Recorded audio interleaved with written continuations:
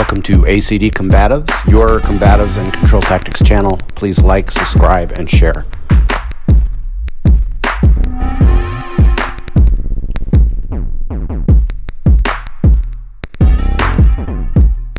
For example, today we'll talk about choking.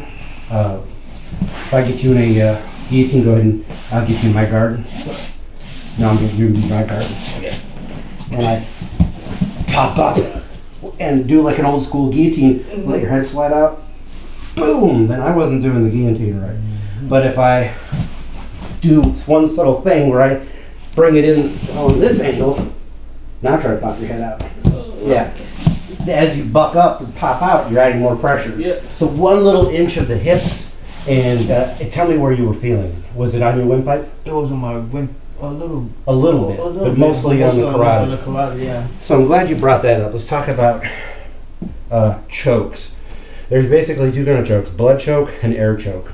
Well, you know probably better than me, being I don't in that world, though. I mean, you know about how vascular the neck is. Yeah. It's not just your carotid arteries, but there's so many. You got jugular, you got everything. It's crazy in there. There's lots of blood going in there, and there's no way you can choke without a little bit of influence on the windpipe.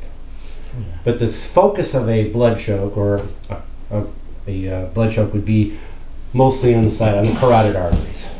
If you're getting a tight blood choke, there's going to be some, every once in a while you hear somebody like, just because you're still compressing the neck, and there's only so much space in the neck, so you start compressing it, there's probably going to be a little flex in the windpipe. It doesn't matter how good you are, how blood choke, vascular your technique is, there's always going to be a little influence, and that's totally acceptable.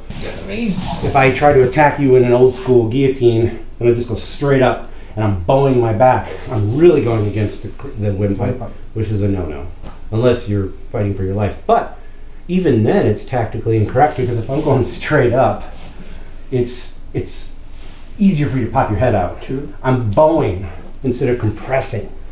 And that's, if you're bowing, you're not doing a choke. Here's Pressure by Billy Joel. It's the second time it's done that. Remember our first class that did that? Oh, Billy Idol, or Billy Joel. So you get the idea. Yes. So let's talk a little bit about chokes, just so it's in your mind. We're not going to work a lot on it. Go ahead and turn your back to me. And this would be the classic jiu-jitsu method where I get my hooks in, and I'm going for a blood choke right here. The lateral vascular restraint and a blood choke. What I like to do is, this is wrong. I always try to get the elbow to line up even with your chin. And the way I like to do that on the street is I'll take my fist and just push it. And at the same time, I'll drive this through. And now, if I compress just a little bit, I'm not going to do it hard, you feel it mostly on the side of your neck. So I could actually choke you without doing the full choke. Yep. But I'm here. If I just come across and then start compressing, I'm going against the windpipe. So quality over anything else. Position before submission. What's the point of to move your chin? If I move your chin this way, now your neck is slightly moving a little bit with it, and I'm lining it up for a perfect carotid restraint.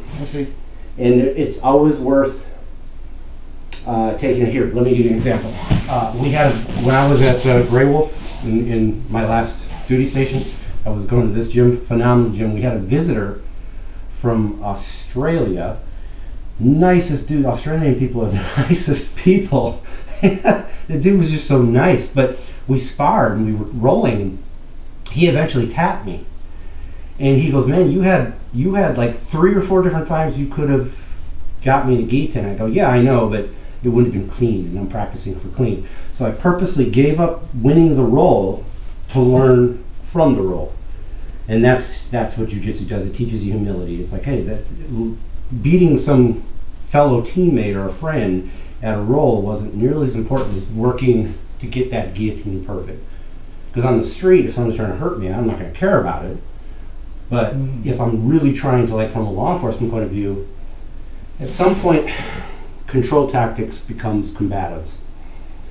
For civilian situations, same difference. Control tactics become self-defense. At some point, self-defense kicks in, and it's no longer, you're not allowed to choke anybody in law enforcement. No, the dude is trying to take me to the ground. We're in the middle of nowhere. I'm an hour away from my backup. He's resisting arrest to the point where he took me to the ground, and he's maybe going for my gun or something like that. Even if he hasn't gone to the level where he's really trying to yank my gun out, there's ill will meant here. He is trying to hurt me, or he would have tried to run away. He's not engaging me with aggression. It just gives me more leverage in the legal concept of self-defense. And Graham v. Connor, what's reasonably objective, we have what's called Graham factors. What are different factors that would give you the ability to use that level of force that you're using? And it needs to be reasonable. It doesn't have to be minimal, it needs to be reasonable. So let's take it. So I'm by myself, maybe the guy's more athletic, bigger than me, maybe I have criminal knowledge of this guy because when I ran him, he popped with a warrant and they told me on the radio, yeah, he's got criminal history, he's known for assaulting officers, known to carry weapons, that kind of stuff. These are all Graham factors that I now have that, for lack of a better term, authorize me to step up on game. I should be more aware and more careful. Another case law kicks in called Scott v. Harris.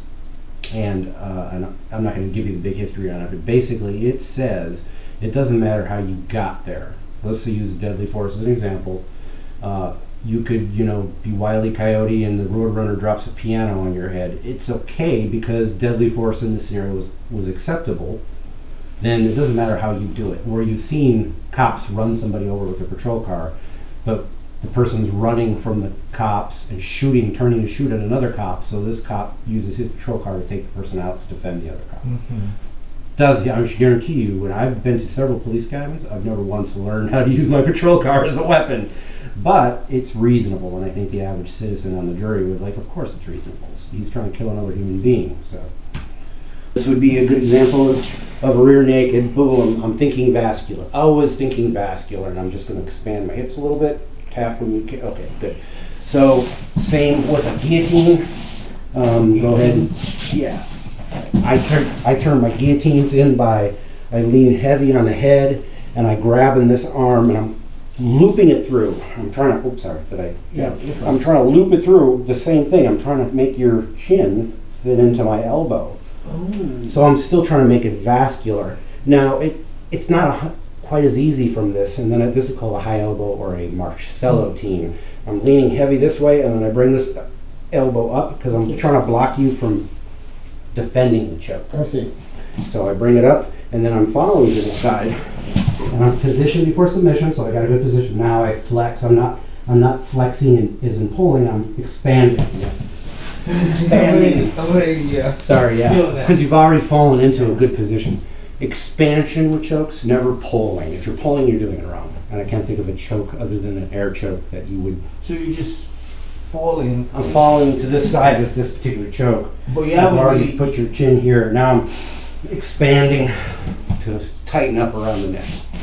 All right, guys, this whole video is about the concepts behind the case law that drives the LVR Lateral Vascular Restraint and concepts on how to apply it.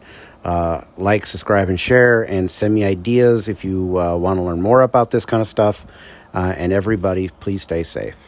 All right, guys, this whole video is about the concepts behind the case law that drives the LVR Lateral Vascular Restraint and concepts on how to apply it. Like, subscribe, and share, and send me ideas if you want to learn more about this kind of stuff. And everybody, please stay safe.